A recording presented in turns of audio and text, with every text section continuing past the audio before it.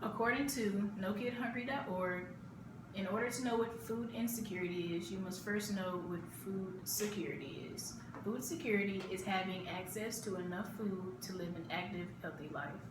Food insecurity is limited or uncertain access of nutritionally adequate, safe foods to sustain a healthy, active way of life.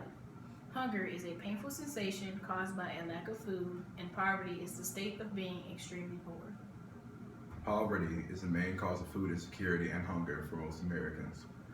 This is according to a 2008 State of Food and Agriculture study, citing that levels of poverty, purchasing power of households, and the existence of transport/market infrastructure and food distribution systems affect access to healthy and clean food. This is also where voting power comes into play, because when political, economic, and social changes bring food security to malnourished populations, you often get things such as grocery stores. However, this sometimes only happens through the process of gentrification, like a Whole Foods in Harlem, where the rent was quadrupled, effectively forcing out populations of historically Black and Latino residents who have often occupied these apartments and houses for decades. This is not good for these populations, especially for the fact that their mindset sets them to believe that no matter who is elected to office, they will not bring about the current situation they're in, whether they are experiencing food poverty or they're experiencing poverty itself.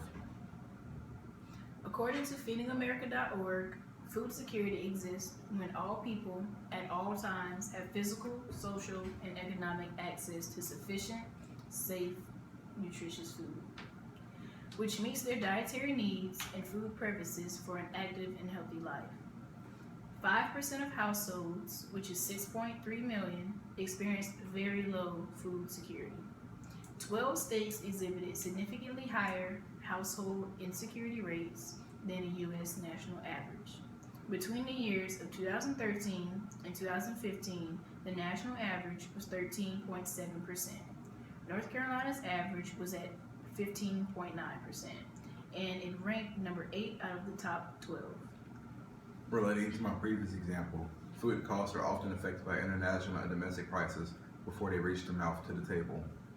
And unfortunately, due to conservative beliefs, too many people are on government aid, which is why we're in a deficit. On the contrary, that is through the military spending and not on Americans leaning for government help.